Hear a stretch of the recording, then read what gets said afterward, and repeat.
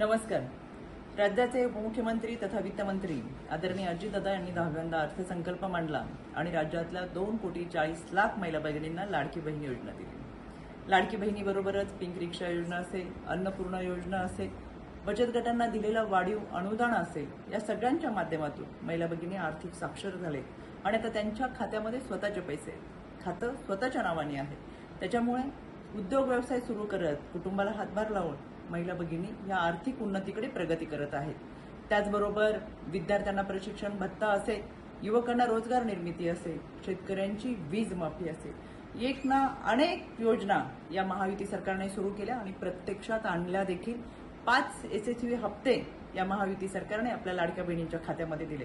पण याच बहिणींना हे हप्ते मिळू नये, त्यांच्यापर्यंत योजना पोहोचू नये म्हणून महाविकास आघाडी सातत्याने प्रयत्न करत होती.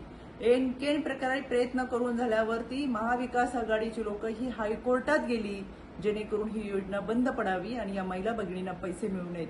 म्हणून महाराष्ट्रातल्या 2,40,00,000 महिला भगिनींना मला विनंती करायची, ज्यांनी ज्यांनी तुम्हाला विरोध केलाय त्यांना आपला विरोध या मतदानाच्या माध्यमातून दर्शवायचा आहे. कारण महाविकास आघाडीने सांगितले आम्ही सत्तेत आलो तर सगळ्या योजना बंद करू, त्याच्यामुळे तुमच्या खात्यामध्ये जे पैसे मिळतात ते बंद होतील. पण या उलट महायुती सरकार हे लाडक्या भावांचं सरकार तुमच्या बरोबर आहे, या लाडक्या बहिणींच्या सोबत. म्हणून एकनाथजी शिंदे साहेब यांचे उमेदवार हे धनुष्यबाणावरती महाराष्ट्रामध्ये उभे आहेत. देवेंद्रजी फडणवीस साहेब यांचे उमेदवार हे कमळाच्या चिन्हावरती आणि राज्याचे उपमुख्यमंत्री तथा वित्तमंत्री आदरणीय अजितदादांचे उमेदवार हे घड्याळाच्या चिन्हावरती आहेत.